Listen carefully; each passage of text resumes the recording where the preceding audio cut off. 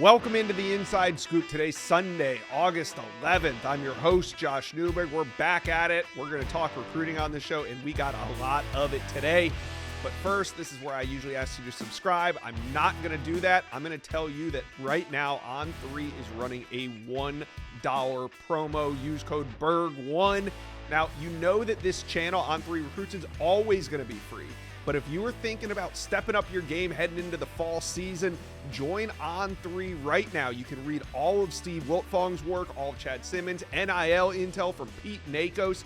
You've been on the fence, and now is the time to jump on and get on board with On3. Use promo code BERG1. Sign up for just $1. Let me know in the comments section below if you signed up. All right. Let's get going now on with the show. A couple big commitments since our last show. Wide receiver Isaiah Mosey. He finally made the flip. He's going from Oregon to Nebraska. We talked about that for a couple weeks on this show, and Isaiah Mosey announces it on Friday. Wide receiver Philip Wright. He's a recent decommit from Michigan. He committed to LSU over the weekend. On 300 cornerback Jaden Sanders committed to Michigan. And UGA landed top 150 cornerback Jonte Gilbert out of Atlanta. All right, let's see how that impacted the top 10 rankings. The top 5 remains the same. We got Ohio State, Alabama, LSU, Georgia, and Oregon. 6 is Auburn, 7 A&M, 8 is Clemson, 9 is Tennessee, and 10 is Florida State. But watch out for Tennessee this week. In 6 days, the number 1 offensive tackle, David Sanders Jr., is going to make his commitment. And on Friday, I did a video on David Sanders because Steve Wiltfong of On3 is now projecting the number 1 offensive tackle to the Vols. The RPM dropped on Friday. Prior to this, for much of summer, Steve had been saying he was leaning Ohio State. He was giving them the edge. That was basically really the spring into the summer. Steve was saying that. But now, 6 days out, he is changing his tune, puts the pick in for Tennessee. We'll see what happens. Now, if Tennessee does land David Sanders on Saturday, they could be just outside of a top 5 class. We'll see what happens with that big-time show today. We're going to talk Georgia. We're going to talk some Florida State recruiting, and we're going to talk Michigan. Let's get to it. UGA landed another commitment since the last time we did a video on them on Saturday. It was Atlanta DB Jonte Gilbert saying, quote, "I'm staying home, committing to the Dogs." Now, Georgia currently holding the number 4 ranked class in the country. And in today's video, I got the great Rusty Mansell from Dogs HQ. We're going to talk about the most important uncommitted targets for Georgia heading into the fall. But before we get going, Dog fans, make sure you hit subscribe to the best recruiting channel on all of YouTube, the On3 Recruits channel. Go ahead, hit subscribe for me, please. All right, let's bring on Rusty Mansell from Dogs HQ. Rusty, UGA recruiting has been, just burning all spring, all summer, and now here we head into the fall. UGA has the number 4 ranked class in America. We're going to talk about a few guys that Dog fans need to keep an eye on, and we're going to start with wide receiver Jerome Miles. He decommitted from Ole Miss in June. I got to ask, how involved is Georgia, and is this a name that fans need to know heading into the fall? I definitely think it's a new offer that Georgia's had this young man on their board a while. You go through the summer kind of evaluation period and look at that, and if they can get him on campus, it sounds like he's going to take an official visit to Georgia during the season. I know Georgia wants to sign at least 1 more wide receiver in this class, possibly 2. So, yeah, I think when you offer someone from Utah, you got to think, hey, this is for real. And they got to get him on campus first. But I think this is a name for Georgia fans to know, and we'll just see where it goes from there. All right. Now, we talk about the big names that are still out on the board. Those are 5-star defensive linemen, Justice Terry and Elijah Griffin. And it's almost as if Georgia is holding a pair of pocket aces as they sit in the number 4 spot in the top 5, because Terry and Griffin are both leaning toward Georgia as we head into the season. Let's just say if Georgia is able to sign both Terry and Griffin, how would you rank this D-line class just from what you've seen over the last 10, 15 years in Athens? I go back and look at the state of Georgia as a whole, Josh, and you go back to the 2013 class. They had Robert Kimdichie at the top, went to Ole Miss. He was a first-round draft pick. They had Montravius Adams from Dooley County. He was a first-round draft pick. Then you look at Carl Lawson, who was a high draft pick for the Bengals, and he is a high-level NFL player. So you take two interior defensive linemen and an edge guy. Well, you look at this class. Georgia has Isaiah Gibson, the number one edge in the country, already verbally committed at Warner Robins. Then they're trying to land these two elite guys. So when you start looking at the history of the state of Georgia, it's kind of ironic when you go back and look at that 2013 class, those two headliners at the top, an edge guy.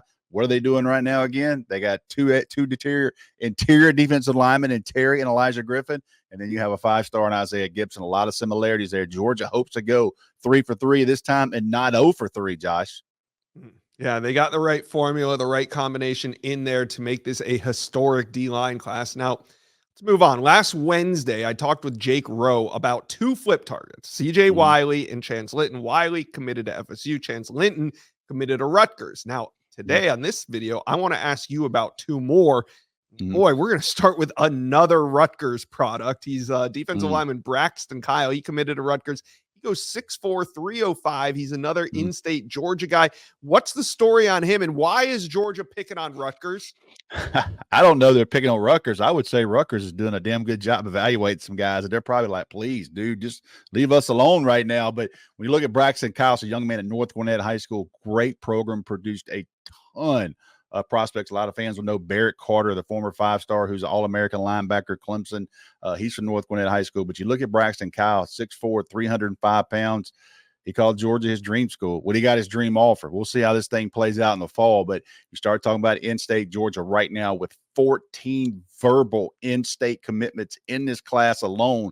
It tells you, Josh, that Kirby Smart and his staff have flipped that switch, and they are recruiting with a heavy emphasis on the in-state kids in Georgia. Speaking of in-state, linebacker Anthony Kromah, he committed to UNC. He's from Marietta, Georgia. And he seems like another one that was this late eval. UGA now doubling back on him. What's the story? Well, it's a little different here. Georgia offered him in the spring. Glenn Schumann went by and watched him practice and gave him an offer that night. They got him on a visit early in the summer. I think the third weekend of June, they got him on campus. Credit North Carolina. They've been on him early. Jeremy Johnson, the recruiting insider for Dogs HQ, went to watch him play Friday night. And man, he was blown away at how good he is. I had a chance to work him out at a camp this spring. I was like, wait a minute, this guy's a damn good player. So I know that Georgia is all over him. They have not let up an ounce here. This is a major target for Glenn Schumann. The day he went and watched him practice, he offered him in person that night. So this is definitely a name to know. But right now, North Carolina has done a good job of holding on to him so far.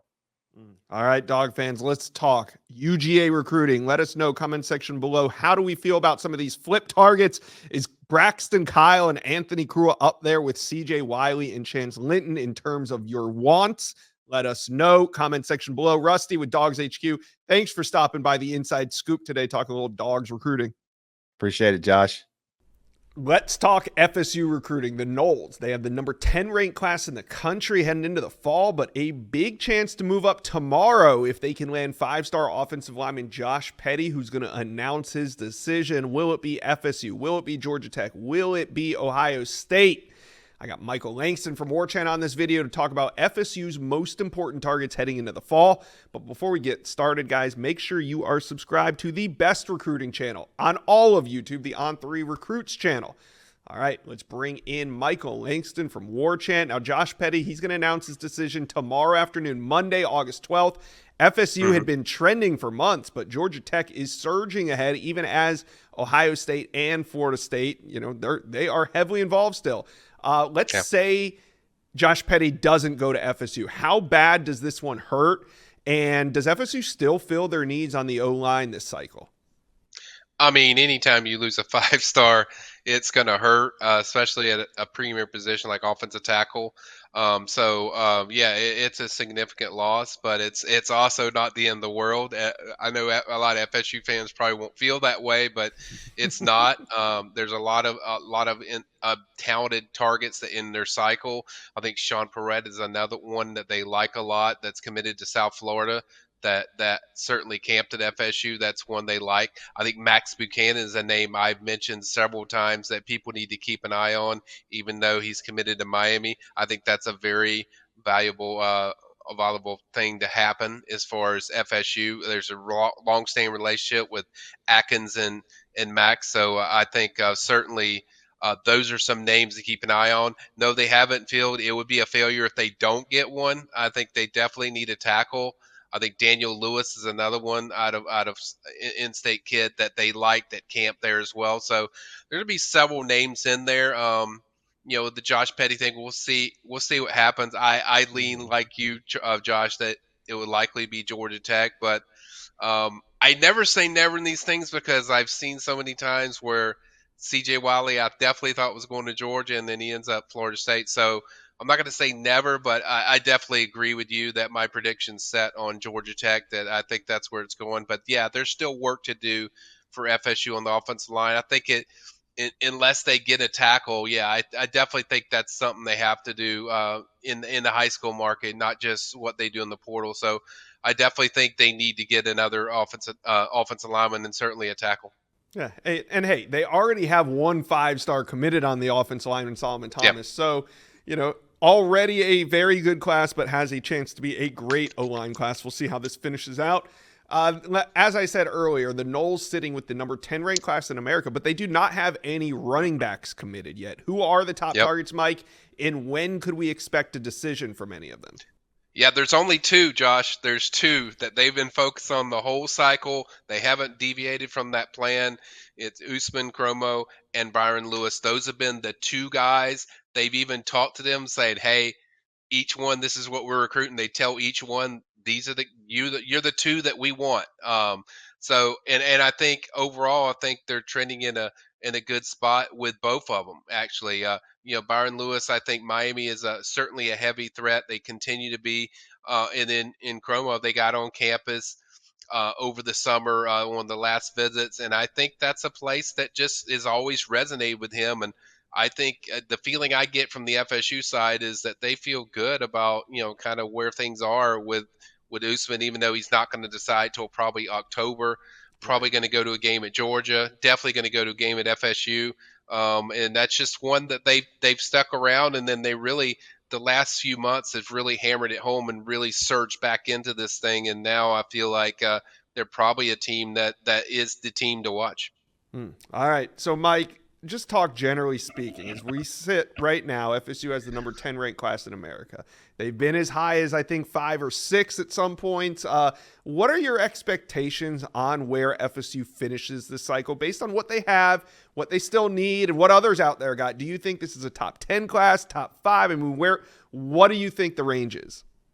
I don't think it's top 5 based on what I see, unless there's several flips in there that they get later in the fall. Say flip a Jalen Wiggins, Tavion Wallace, probably gonna have to get like four names, and then add in some premier guys that late, like the guys we talked about. So I think a fair assessment would be I do think it's going to be a top 10 class. I think it's going to be right there at 10, or maybe just above 10, maybe 9 or 10. That's kind of where I think is a reasonable place. They got reasonable, realistic options. I think there's realistic flips for them, that they're certainly in the picture. TJ Alford's another one, a linebacker committed to Ohio State. I already talked about Jalen Wiggins. That's one they'll keep going on. And then linebacker Tavion Wallace, I think that's one that he is going to visit FSU for a game. So I expect these guys to be possibilities. I already mentioned Max. So if you get all these guys and you mix them in, it sounds like a inside top 10 class to me. All right, FSU fans, let's talk. How do you feel about FSU's current recruiting class sitting at number 10, and what are your expectations on where this class finishes? Let us know. Comment section below. Michael Langston from War Chant. Busy summer. Appreciate you dropping by today on the Inside Scoop. Anytime, Josh. Michigan won another big recruiting battle over the weekend with the addition of cornerback Jaden Sanders out of Texas. He's a top 20 player at his position. But in this video, we're going to talk about Michigan's chances to land a 5-star recruit at a key position in need for the Wolverines. I got Zach Libby here from The Wolverine. He's got the intel. But before we get going, guys, hit subscribe to the On3 Recruits channel. We love talking Michigan recruiting. We're going to do it all year round, so make sure you guys jump on board, hit subscribe for me, please. All right, Let's bring on Zach Libby from the Wolverine, and a couple big names emerging as we head into the fall that Michigan fans need to keep an eye on. Let's start with wide receiver Andrew Marsh. He's another one out of Texas, and Michigan's been trending since his official visit in June. He's got an August 20 decision. How you feeling on this one? Yeah, honestly, I feel great. As you mentioned, heavy lead on the on-3 recruiting prediction machine. 3 visits this summer alone, 5 times total. Outside of that official visit, he went back for the barbecue at the Big House late last month. But, the staff, including wide receivers coach Ron Bellamy, has a really, really close relationship with Andrew Marsh and his family. And, over these past couple of years. And I mean, for a kid from Texas to make the effort to come up north that many times, in a year's span says a lot. But what also stands out is what he's talked about Michigan, the recent history of the winning, development, the opportunity to play at the next level, and just all the connections that he's built. Michigan made his top 5 recently, but on August 20th, I have the prediction in for Michigan to land Andrew Marsh, the number 11 overall wide receiver in the country, and I feel good on that right now. Awesome, and we're under 10 days on that one as we tape this on August 11. Another thing's coming clear with Michigan recruiting. They're looking for a playmaking wide receiver. That's why they're in on Jerome Miles. He decommitted from Ole Miss in June. His recruitment's been heating up. Georgia heavily involved here. Now, he's from Utah, so this is interesting. Big body, 6'3". Where does Michigan stand in this one? Yeah, so he just is coming off his barbecue at the Big House visit, which is, 2 weeks ago. Michigan offered during the spring evaluation period. So getting him on that visit was big. It was an unofficial visit. So the plan is entering the fall that, a return visit happens and Jerome Miles ends up in Ann Arbor, potentially in game. But overall, I mean, Ron Bellamy, wide receivers coach, offensive coordinator Kirk Campbell, they got really close with Jerome Miles on the barbecue. Miles was able to get a feel of Ann Arbor. It was certainly enough to make Jerome Miles' top 10 earlier this month. But what's interesting about that top 10 is that 7 new players, right? Like the 7 most recent offers that Jerome Miles has collected also made that top 10. And considering that he's now, doesn't have a timeline, it'd be interesting to see how far this takes, how far this recruitment goes, and how many more visits Miles makes this fall. But ultimately, I think it would be interesting to see where the cards fall. But I think more confidence in where Michigan stands really depends on that official visit and if that actually happens, and then where things kind of transpire later in the fall. Yeah, I kind of feel like he's not going to make a decision before his senior year, so I do think this goes into the fall, and I do think, we talk a lot about these recruitments finishing. I kind of feel like Jerome Miles is just starting. Yeah, it's when you decommit in June and then that dead period happens, and right, so you have all these new schools in the mix too, so there's a lot of more learning to do for Jerome Miles and, all these schools coming in. So again, I think Michigan is certainly in it, but again, that official visit really is the indicator of where they stand truly. All right. Linebacker Nathaniel Auu Bang. We've been talking about him a lot when it comes to Michigan recruiting. Now, on the RPM, the recruiting prediction machine, Notre Dame is the team that's trending, but he has no decision date set either. Can Michigan still come back and win this one? I mean, I think I like where Michigan stands, considering the fact that, he's been there twice, including for an official visit on that big Victors weekend in June. He's gotten a really good feel of how he could fit in the defense under defensive coordinator Wink Martindale. He has a close relationship with linebackers coach Brian G. And again, more than one experience of Ann Arbor. So he's getting comfortable with it. Obviously, as you mentioned, Notre Dame, with the connection with his older brother, but, Michigan's 4th on the RPM, but I wouldn't chalk it up as a done deal here, right? Like, as you mentioned, timeline, it could happen on December 4th, right, on National Signing Day. So there's time. I think the big thing for Michigan is continue to stay the course, do what they had before, and just allowing him to get comfortable with the staff and the, peer recruiting. He has a teammate in Caden Strayhorn, interior offensive lineman, IMG Academy, is currently committed to Michigan, so there's a connection there. I would expect Michigan to try to bring him in for a game unofficially, which is something he has yet to do. That big house atmosphere. There's certainly a lot of games on the schedule that can provide that vibe and that, I guess, that riveting experience that, players kind of talk about often when they visit. So overall, I think that's sort of like the next step and just, figuring out when that decision does come. But overall, I would like to have Michigan bring him in for a game. All right, now we're going to track this 5-star offensive lineman, Andrew Babalola, because there's only a couple available 5-star offensive linemen. We know Josh Petty is making his decision tomorrow, August 12th. David Sanders is going to be Saturday, August 17th.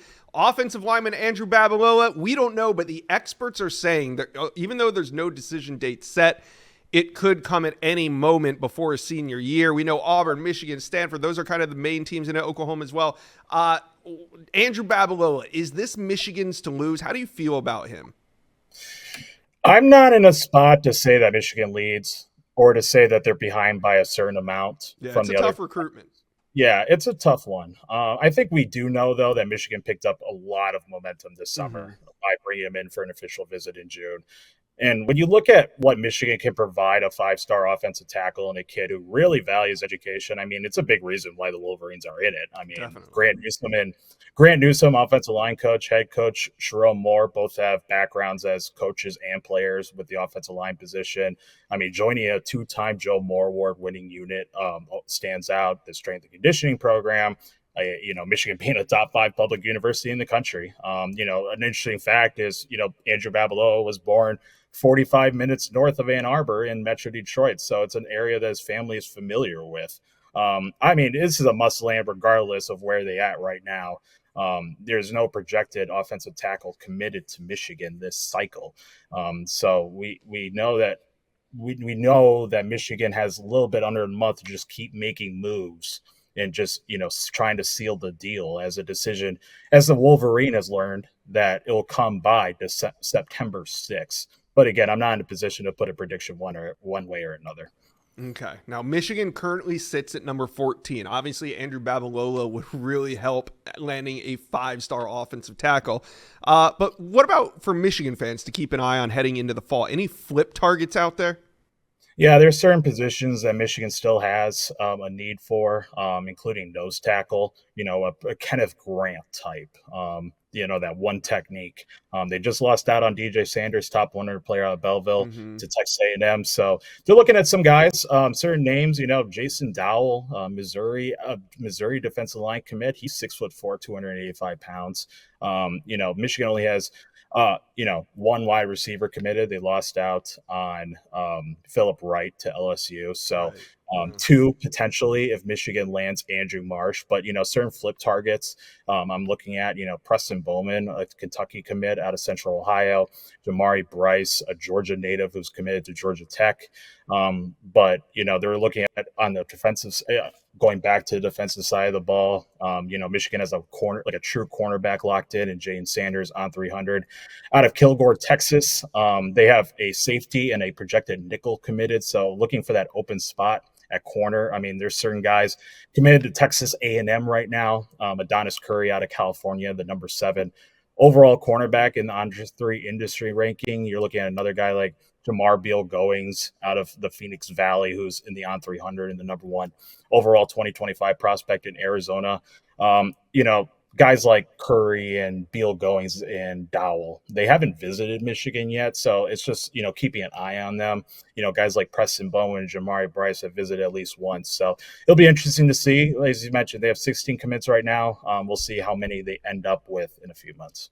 Yeah. All right. Michigan fans, let us know how you guys feel and heading into the fall about Wolverine recruiting. Comment section below. Is Andrew Babalola next? Let us know. Zach Libby from the Wolverine. Enjoyed talking some Michigan recruiting with you. Thanks, Josh. Appreciate it. Well, you've made it to the end of today's video, but there's hundreds more videos on the On3 Recruits channel for you to check out. And also, while you're here, hit subscribe.